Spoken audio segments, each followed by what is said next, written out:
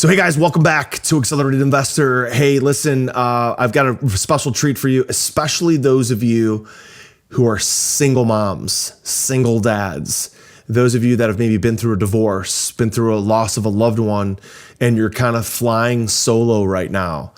Even if maybe you've gotten remarried, but you went through a divorce, this is an unbelievable interview. I'm interviewing a woman she's just going to pull at your heartstrings. Her name is Sadhana Sabharwal. She is a single mother and a millionaire. She went through a tragic divorce when she was young. Her kids were 13, 11, and 9 years old. Her husband left her with nothing, and she was able to build her own, rebuild her life, put her kids all through college, university, send her kids off to medical school, all using real estate as a side hustle. So you talk about somebody who's been in the absolute depths of depression, anxiety, loss, feeling absolutely, betrayed, like somebody trespassed on them, and really feeling down in the dumps, to the point of completely rebuilding their lives, taking care of themselves, becoming a millionaire in real estate, doing it on the side as a side hustle, and putting your kids through medical school as a single mother. That's exactly what you're about to learn in this interview. I can't wait for you to hear this interview. Check it out. Welcome to the Accelerated Investor Podcast with Josh Cantwell. If you love entrepreneurship and investing in real estate, then you are in the right place. Josh is the CEO of Freeland Ventures Real Estate Private Equity and has personally invested in well over 500 properties all across the country. He's also made hundreds of private lender loans and owns over 1,000 units of apartments. Josh is an expert at raising private money for deals, and he prides himself on never having had a boss in his entire adult life. Josh and his team also mentor investors and entrepreneurs from all over the world. He doesn't dream about doing deals.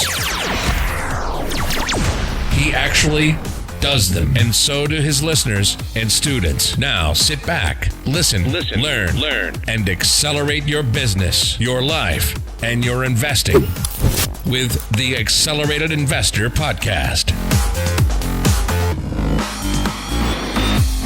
So, hey, Sadhana, listen, I am so excited to have you on the Accelerated Investor Podcast. Thanks so much for joining me today. And why don't you jump in? I always like to hear from new guests and new friends about things that they're working on right now that they're excited about, a deal that they're working on, a new book, a new course, something that they're working on right now in the middle of this crazy COVID environment that's positive, that's uplifting. So what are you excited about right now in your business? Excitement. Yes. I am excited about two things I'm working on right now. Number one, I'm doing an online course, No Money Down Academy. And number two, I just bought a property last month with no money, which is going to be Single Mom Millionaire's first development project. Ooh, so let's talk about that. So Single Mom Millionaire, amazing. Like Sadhana has built up a portfolio, done over 35 properties. We're going to talk about her method, but has done a lot of it with no money down, and she does it as a side hustle, but first time doing a development deal. So let's talk about that. So unpack that for me a little bit. What does that development deal look like? Okay, so right now we just bought the property. It was a burnt down house in Hamilton, Ontario. All of my properties have been in Ontario because I'm an Ontario resident. So what we did was we bought a burnt down lot, which has the zoning where we could do commercial on the ground floor, and we can build up to 5 units on top. So I partnered up with a construction guy, and we did the down payment, and we did the regular mortgage, private mortgage, mind you, and neither one of us had to really come up with any money. So it was a no money down. Nice. Nice. I love it. Single Mom Millionaire, no money down investing. So tell me a little bit more about how you typically are finding your deals and doing deals with no money down. I find my deals in many ways. Most of it is word of mouth. Some of them come from MLS. The one that I just mentioned came from MLS. I was actually teaching one of my coaching students how I used to find properties and how I go on MLS, and I could figure out how to get to the properties I want. And that Hamilton property came from MLS. Now, how I finance them, I have used many different techniques. I've done hard money borrowing. I have done vendor takebacks. I have borrowed money from sellers as a second mortgage, wherein they paid for the closing costs and the down payment. And I got a regular mortgage with the bank. So it's like anything and everything that will help me make it no money down. My mind only thinks, how can I do it? Not if I can do it, how can I do it? Got it. So tell me about another deal that you did with everyone wants to do deals no money down, right? Whether they have the cash, credit, whether it's a private lender loan. Give me an example of another deal. So obviously getting the seller to sell you the property, getting a traditional bank loan, but the seller giving you enough concessions or closing cost credits that you get enough that you don't have to bring any money. That's one way. What's another one of your favorite ways? Well, I've done one where you're getting the property below market value, for instance. Then you know you're going to be able to go back to the bank after. So I bought that property with closing costs and purchase price for hard money. And within 6 weeks, I was able to go back to the bank. I actually put money in my pocket from that deal. And the house is renting and I'm happy camper. Nice. Fantastic stuff. So Single Mom Millionaire, right? There's got to be some meaning, some passion, some, reasoning behind that. You're a single mom. Your kids are grown. They're super successful doctors. They went to expensive schools, yet you're a single mom. Tell us about that and why your passion is for helping other single moms do what you're doing. Okay. So I do have 3 boys. 2 of them are in medicine. 1 is in management. I love them to death. Of course, all moms do.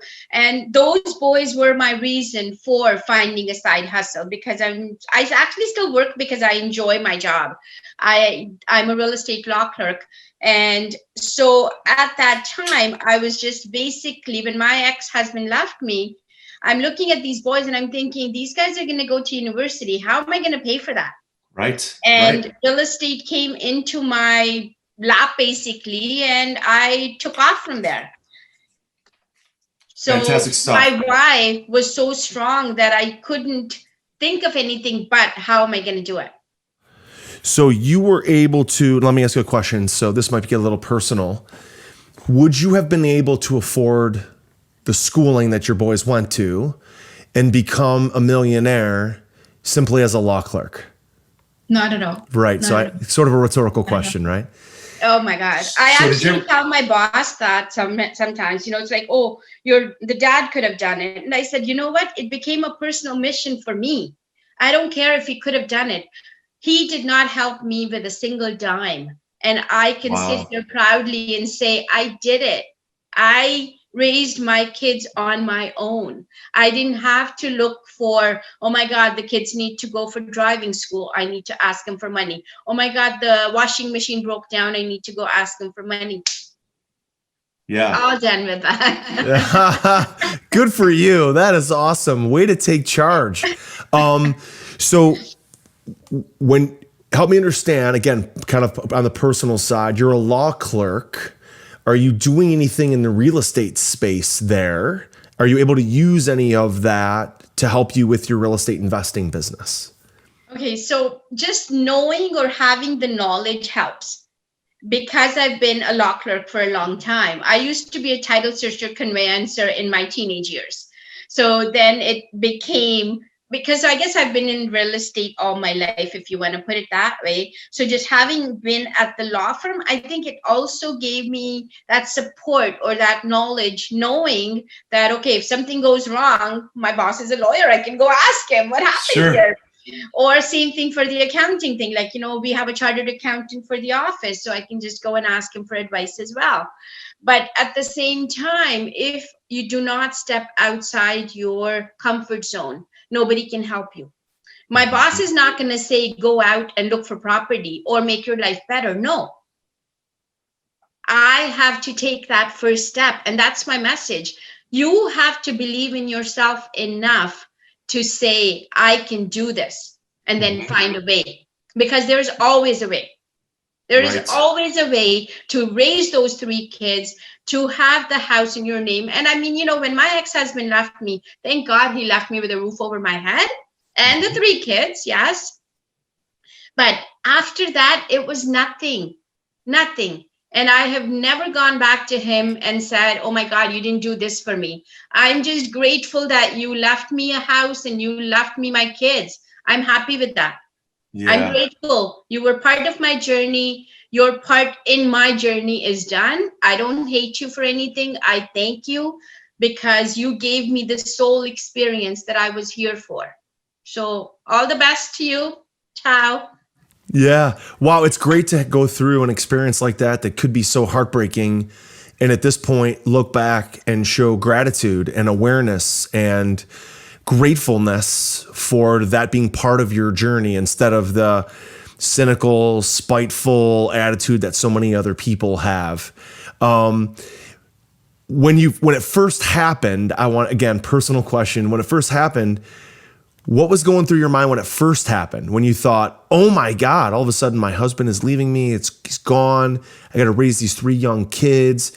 How am I going to make this work? Like that today is amazing to look back and say, I did it. I took care of it. I don't need your help. But I'm guessing when it first happened, that wasn't what was on your mind. It was probably a little bit more maybe desperation, maybe sadness, anger, some of these other emotions that would come in when a divorce originally happens. Yes. So I'll tell you a story. My husband told me about this other woman on my cousin's wedding. He goes, come out with me for a smoke. And I don't smoke. So he did at the time. I don't know if he does now or not. And that's where he told me that, oh, there is somebody else. And honestly, Josh, I don't remember if I ate that day. I don't remember if I fed my kids. I have no clue. It was like, where is this coming from? Right. Where is this coming from? I'm at a wedding, at my cousin's wedding. You're telling me this? So anyhow, so that was the day that changed my life. And I'm never going to forget that. That does not mean I did not go through just downward spiral. It took me 6 months to say, enough. I can't deal with this anymore because I cannot wake up and look at myself in the mirror. And I just finally said, this cannot go on like this. And he goes to me, I can't leave her. And I said, okay, then get the bleep out of my house. I'm done with you. Wow. And I mean, even it takes a lot of courage to do that, but I feel your self-worth is worth so much more. Yeah. So much more. Good for you. I am so proud of you. Are you ready to automate and explode your real estate investing? We're searching for extremely motivated individuals who are sick and tired of wasting time and want to finally see real results from their real estate investing business. We're searching for investors looking to get to the next level and become a bigger, better version of themselves while being a more successful real estate investing entrepreneur. Apply for mentoring and coaching at joshcantwellcoaching.com/podcast. That's joshcantwellcoaching.com/podcast. So now, now it's like, okay, I'm done. I'm ready to move on. 6 months goes by. And now you're probably thinking, okay, now I'm a single mom and I've got to take care of my kids financially. Was real estate already part of your journey at that point? Or had you done your first property? And if not, how did you migrate now into real estate to do that as a side hustle? And when did you really fall in love with it where you thought, hey, this is actually going to be my path. This is going to be my golden ticket to take care of my boys, to live the life that I want, to have all the things that probably my ex-husband could have never even provided me. I'm going to do it for myself. Because you go through, as we all know, there's these stages of grief, and eventually you get to the point where, okay, now I'm on my own. Now you're kind of coming out of the darkness, out of the cloud, and you're like, okay, now I'm going to make this happen. So tell me about that first deal and when you kind of fell in love with real estate. Let's start with that. Okay. So once he left, of course, I went through the same shit like everybody else does. And I started off, as I said, because my kids were younger at the time. They were 9, 11, and 13-ish. So Okay. their needs were not as big. Same So as my kids.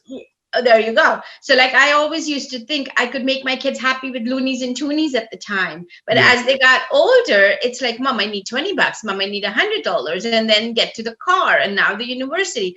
So it was a progression. So as soon as he left, I wasn't thinking I can't afford these kids because they're my kids. Right. Yeah. And I was okay with doing this on law clerk salary. But as their needs became bigger, my brain had to start hurting. Like, what am I doing? Like, what am I doing? So my initial thing was I started to do second mortgages because I was in the field, right? So yes, sometimes clients would come in and then on from there. So what I did was my house at the time, I think we had a line of credit for, I can't remember how much it was. I think 55,000. I raised it to 80. When he left me with debt. Like he owed my parents money. I paid that off. So it took me about 5, 6, maybe 8 years to get back on my feet. Mm-hmm.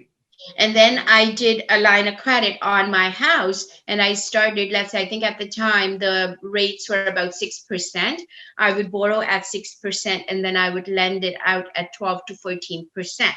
Got it. Okay. Beautiful. So that was my beginning. So, I would make an extra, maybe even $10,000 a year, $8,000 a year. But anything extra was better than the $50,000 of a salary. Like law clerk salary is not a huge thing.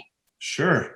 So if I could supplement my income by even $500 a month, I was happy because now that 500 took care of my kids' expenses. So then one day a client came into the office. She was really negotiating a mortgage out in a property, I think it was Cornwall.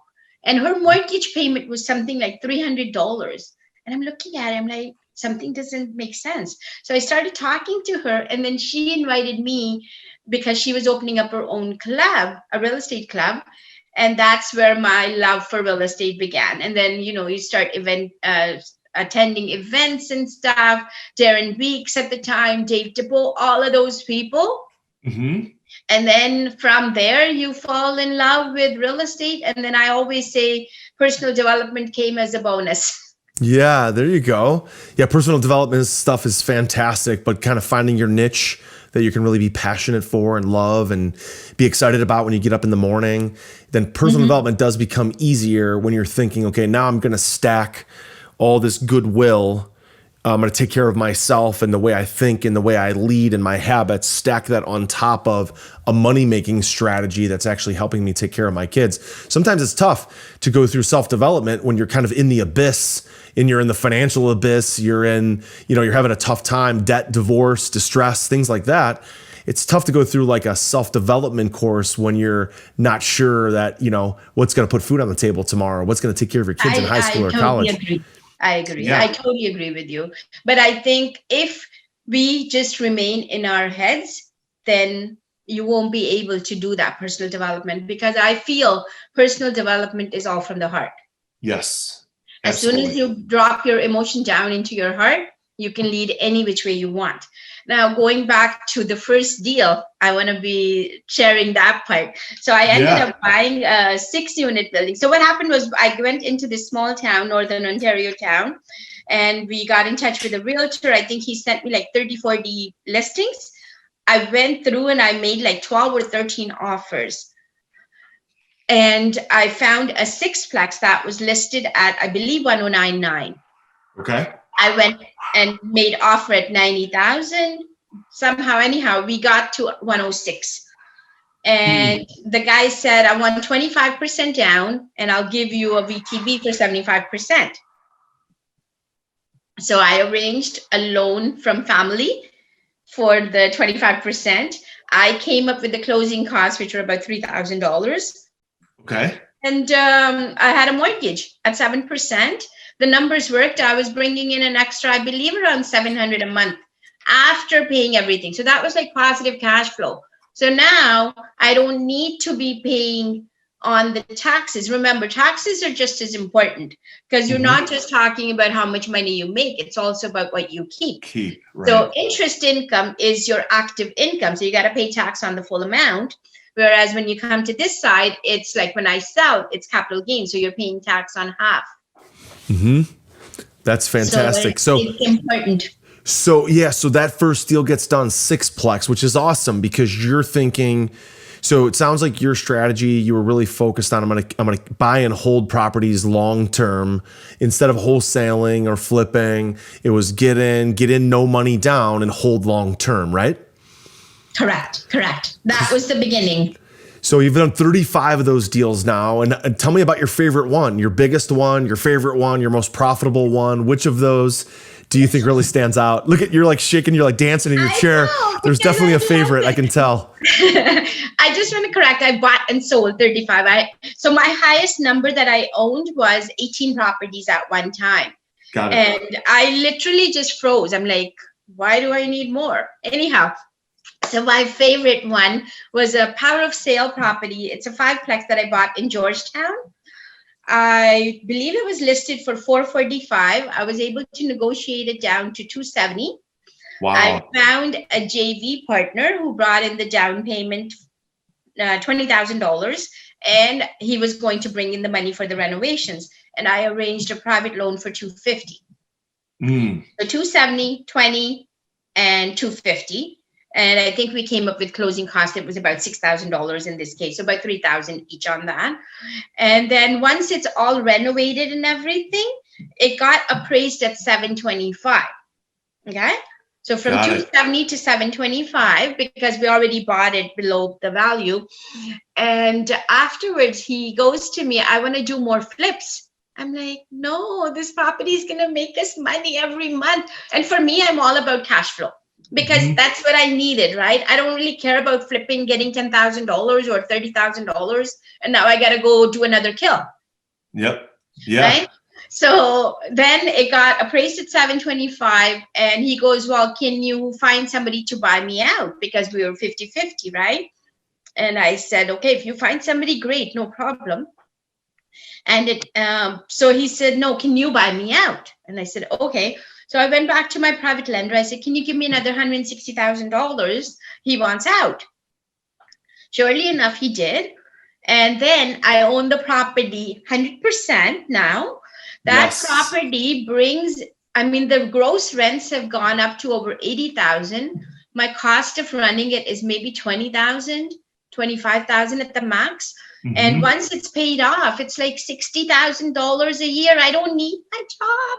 Yeah, nice. That one property is going to pay you more than your entire law clerk salary. Fantastic. And I had a realtor call me about 6 months ago. He goes, "Oh, I have a person who buys properties in Georgetown. Are you looking to sell?" And I'm like, "Not really, but curiosity, of course, right?" Yeah. And I'm like, "Well, how much do you think it would be?" And he goes, "At a 4.5 cap rate." And he asked me for my expenses and all the numbers and stuff. He goes, 1.3. I was like, ooh. And you owe about how much? 400, 500 on the whole thing? Right now, the mortgage is, I think, around 380. There you go. I've pulled out money a couple of times. I tell you, Josh, that is like a ching, ching, ching, ching every month. I love that property. The gift that keeps on giving. Yes, definitely. Love it. My newest and most powerful real estate investing book, The Flip System, is now available. And for a limited time, you can grab your free copy at getflipsystem.com/podcast. Using the same proven principles, secrets, and investing strategies I'm sharing in this book, I've been able to personally close over 750 highly profitable real estate deals over the last 15 years, make over 400 private lender loans, raise over $30 million of private money, and acquire over 2,000 units of apartments. Get my newest book now for free for a limited time at getflipsystem.com/podcast. That's getflipsystem.com/podcast. So it sounds like, Sadhana, a lot of your success, and this is true, I teach this to my members and students, and it's in some of my books that I've written. We've talked about it on the podcast. I say often the business of business is people. right? Yes. It's about the who, about the people, not necessarily the how. It's about the who. It's about who is on your team, who can you joint venture with, who can be a private lender to you, who can help you with your education, coaching, who can help you close deals, who, what wholesalers can bring you properties or can refer you deals, word of mouth. These are all things that you've mentioned in this very short interview. It sounds like a lot of your success you probably could attribute back to other people. Sounds like you're a heck of a networker. Sounds like you're a heck of a, communicator. So tell me a little bit more about that. It sounds like you've had a lot of success working with others, joint venturing with others, putting deals together with others, private lenders with others. And that is a very major skill in real estate, the ability to communicate, the ability to talk, the ability to put deals together with other people. Tell me about that. That probably didn't necessarily come naturally for you. Maybe it did, maybe it didn't. But tell me about how important that's been to your success and some of your just kind of general techniques and strategies for kind of putting yourself out there and growing your network. Okay. So for me, if I was to give anybody, I always say, even for my course, if I could sum it up, it's about people and networking and believing in yourself. Money, money, money, money, money. Because if you can raise money, if you can get deals, that's all it's about. Real estate is a people business. And if you don't open your mouth, you're not in business, period. So for me, anybody and everybody I speak to, I tell them what I do. Hey, if you ever hear of anybody who has a property for sale, please let me know. As a matter of fact, one of my contractors gave me his uncle's house, and they bought the house for $63,000 10 years ago. I said, how much do you want? He goes, 63,000. That's the one I'm telling you about, the hard money lending. Yeah. It was appraised at 90,500. Okay. Nice. So I got 80% of that, which was, I think, 72,800. I put $7,000 in my pocket on that closing. I would do that all day, every day. Sure. Right? So networking for me, it's the best thing. And I always say, I don't know how many lunches and drinks and dinners I've had, because when I meet somebody, it's like, hey, do you want to go meet up for lunch? Hey, do you want to go out for a drink? Because that's where relationships are built. That's right. I had a great meeting yesterday. So it's all about building relationships.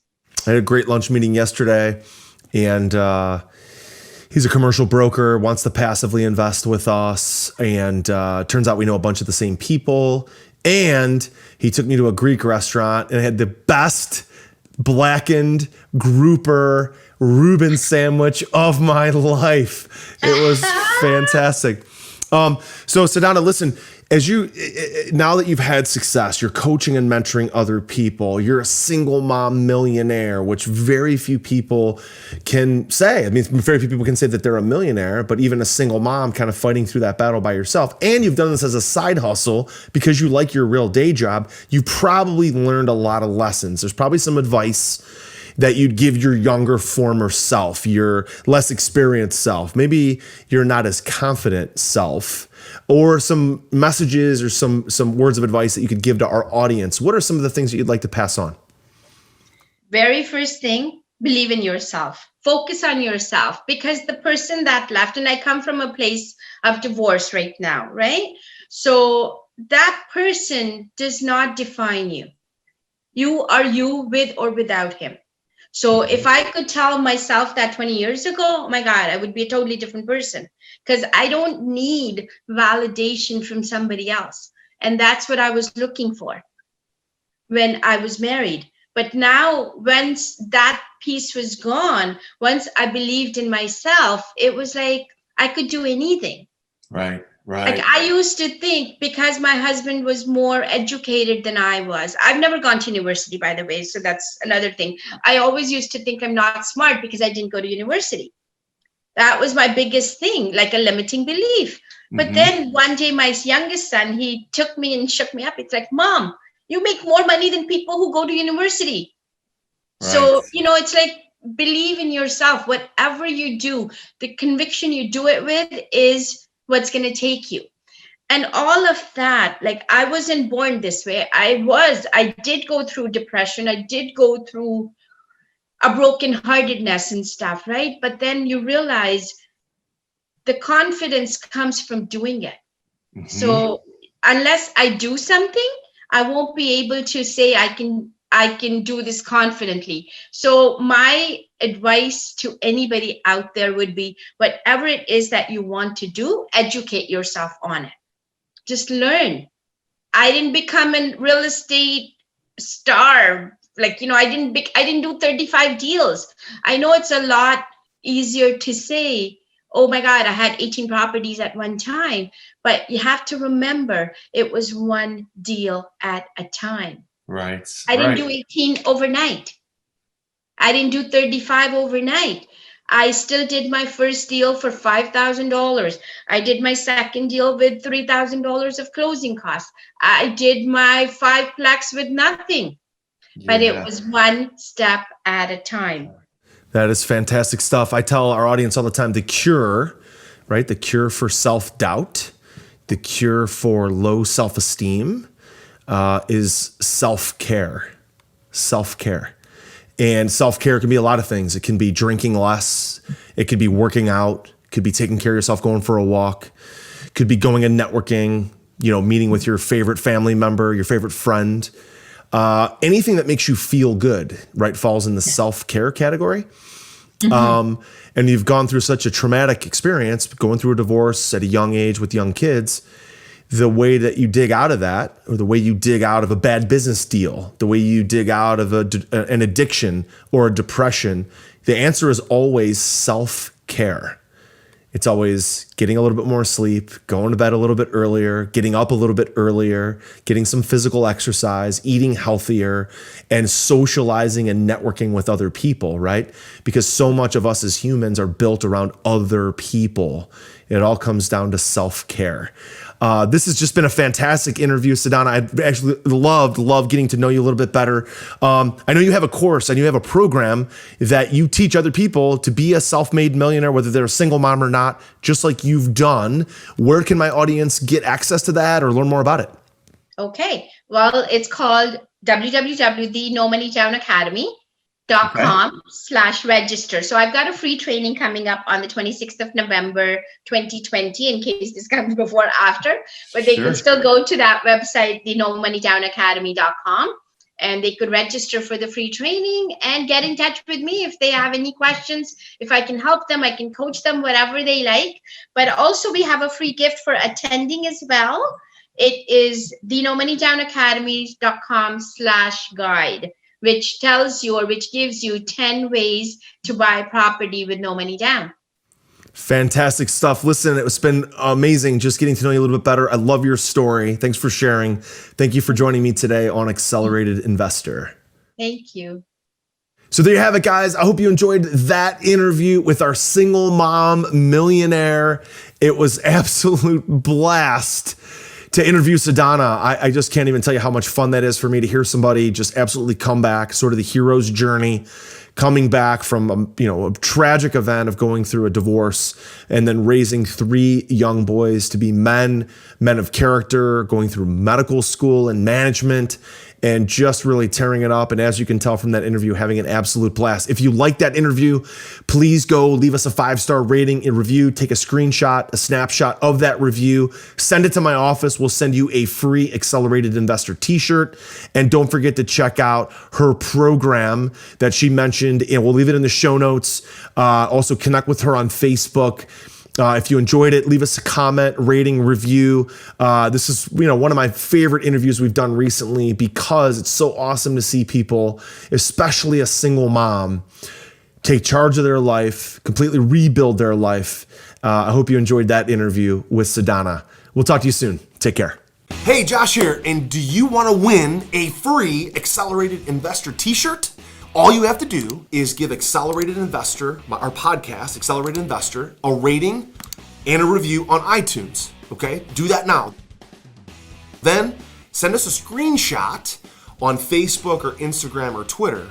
What we're gonna do then is every week we're gonna pick our favorite rating and review, and we're gonna send that person a free t-shirt and maybe, again, some other cool, fun stuff as well from Accelerated Investors. So, again, don't forget to take a screenshot. Leave a rating, review, take a screenshot, send it to us so we know exactly who you are. And then once a week, every week on the podcast, we will announce a new winner. Don't forget to take a screenshot and send it to us so we know exactly who you are. We'll announce a new winner every week.